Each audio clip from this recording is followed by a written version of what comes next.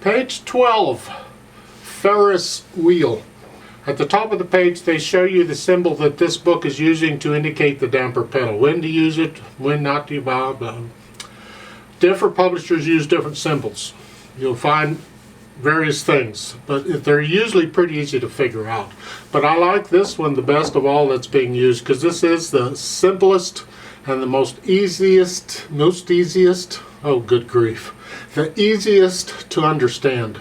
Now the damper pedal on a piano, if you have more than one pedal on your piano, it is the right pedal, the one on the right, the one toward your right side. This piano has three of them. Not three damper pedals, it has three pedals, and the pedal that we're using for this is the one on the right. We'll talk about the other pedals a little later, that maybe. If your piano only has two pedals, but again it's the one on the right. If your piano only has one pedal, you have an electronic with one, that's it. That's the damper pedal.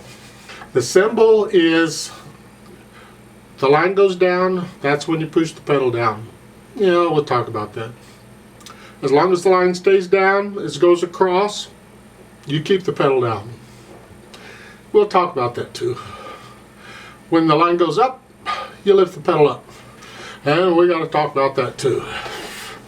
You see, the problem is a lot of these books, they want to keep the pedaling simple for you because you got enough to think about. Now you're adding the feet. Well, a lot of books won't even introduce the pedal till way later. This book is introducing it really early. However, in the process of trying to keep the pedal simple, they tend to teach you to use it incorrectly. Now, if you're not listening very closely, it doesn't matter. But I'm hoping to teach you to listen closely, and it does matter. So I will be altering their pedal indications as we go through this. I'm going to make them a little more complicated for you because it will help the sound. A damper pedal is sometimes called an effects pedal. I mean, you can call it a sustaining pedal, a loud pedal, a damper pedal, a whatever, a nuisance pedal, I don't care what you call it. It works the dampers on the piano, and the dampers are those felt things that rest on the strings or against the strings to keep them from vibrating. Those are dampers. And this pedal works those. If you watch them, you'll see the pedal moves the dampers away from the strings so the strings can vibrate. So much for that. The problem is it changes the tone. So if I push a key down without the pedal, listen carefully to the sound. If I push the same key down with the pedal,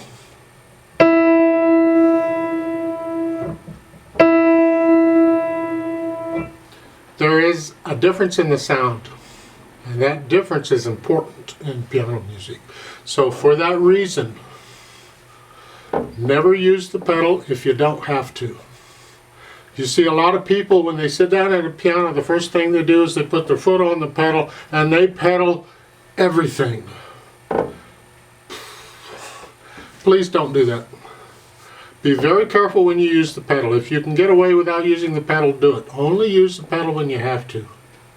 Now, as far as this piece goes, and when we use the pedal, I'll come back to that. Because in these lessons, I like to take things in a particular order. So the first thing I'm going to do is talk about the right hand stuff, and then the left hand stuff.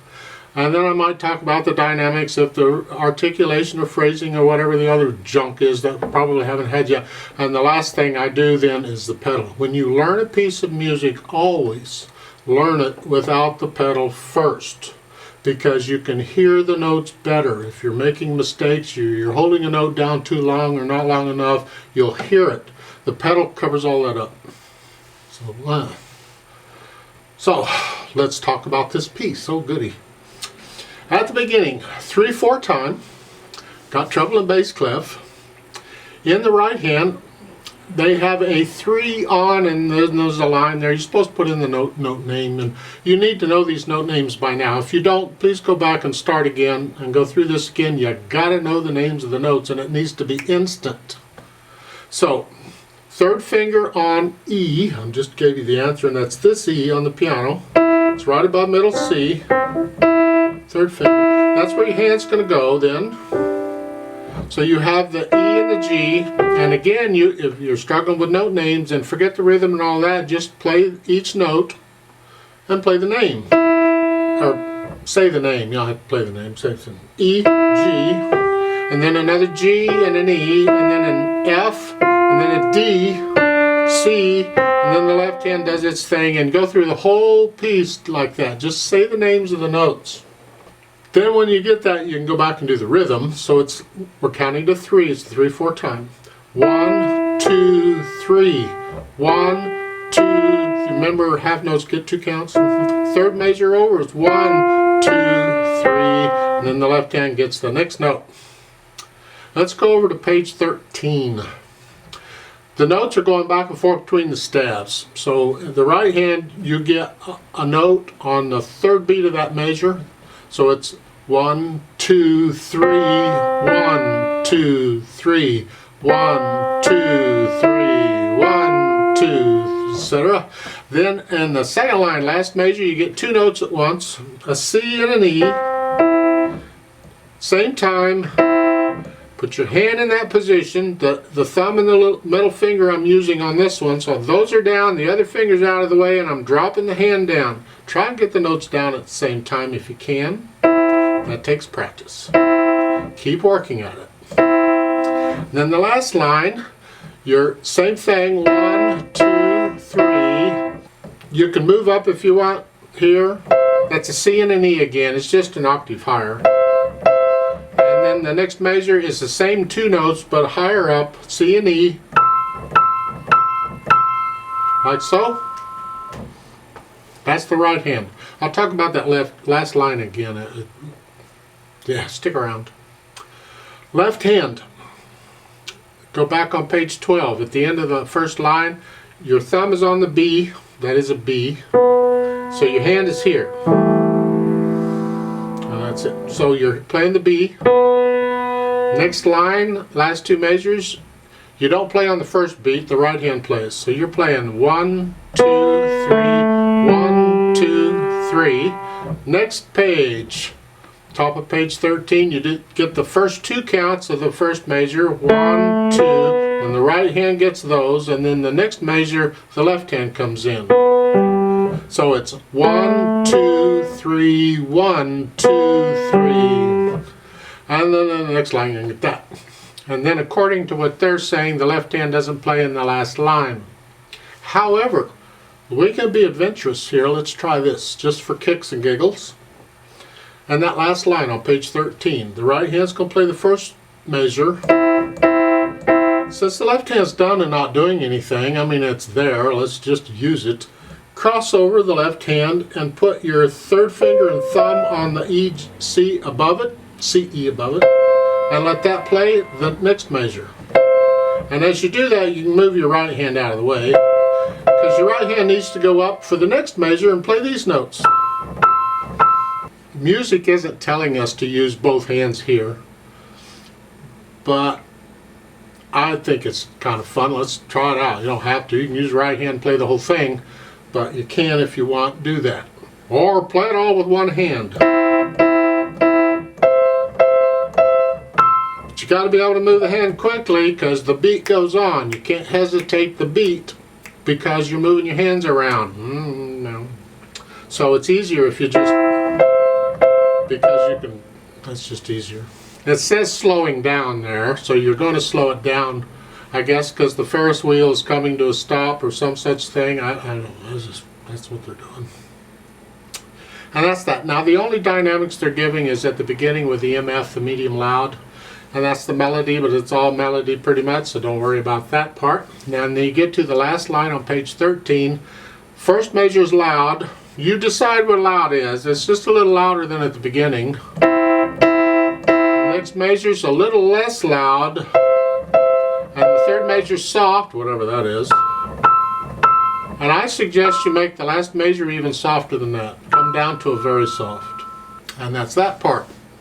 They got phrasing. See the curved lines? Lift up between them. At the beginning here on page 12, it's 1, 2, 3, 3. So just lift up a little bit between each phrase so you get a little silence. And that takes us to the pedal. Alright, fine, let's talk about the pedal. They're only using it on the last line. And really, in this piece, you could do the whole piece without pedal just fine. You don't need it. But they put it in here, give you an excuse to use it, so let's do it. There's different pedaling techniques.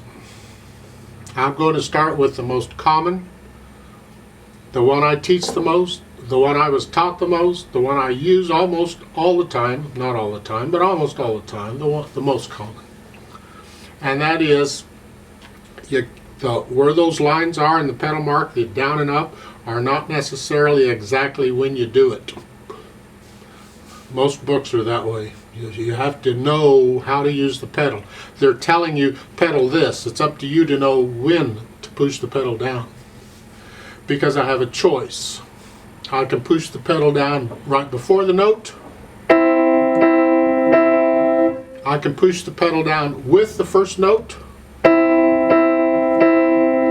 I can push the pedal down right after I play the note. Well, I suggest to start, get in the habit of pushing the pedal down right after you play the note. In other words, start the sound first before we release all the dampers and create all these overtones. Start it first. And then the line goes all the way across, so we're going to hold it down for the whole thing, and at the end, when you play that last note and the pedal's down, you lift the pedal and the hand at the same time together. There's other ways of doing that, but that's how this is done now. That's enough for now. Let's do that. So that last line with pedal would be this way.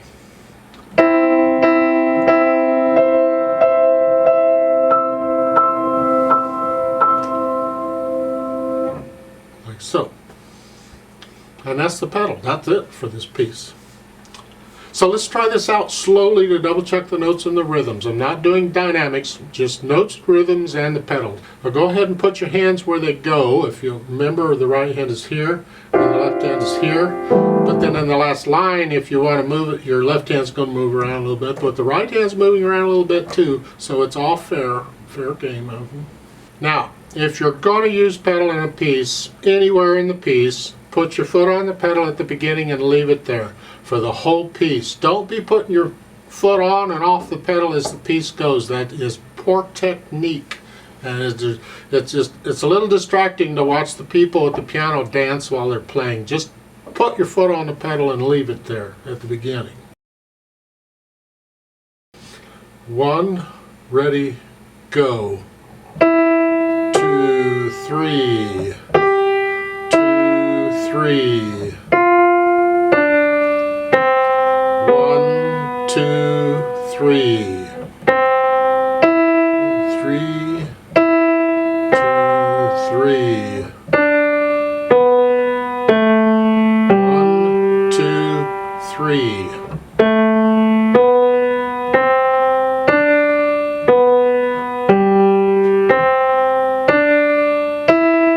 1, 2, 3. 3,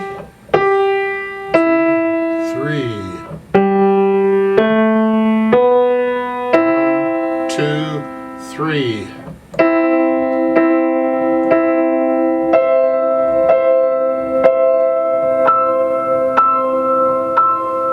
1, 2, 3, off. Now there is a duet part at the bottom of the pages for the teacher. I'll pretend to be the teacher. You play what you just played. I'm going to speed it up a little bit and see if we can play this duet together. I'll give us 3 counts and we'll play it together. What I'm going to need you to do, because the teacher part is using these notes, I'm going to need you to go up an octave. So just pretend middle C went up here and play it up here. Put your hands in this position and play the whole thing up here. Like so. That means the last line over there, you're way up here. If your piano's not that big, you go as high as you can and that's it. 1, ready, go. 1,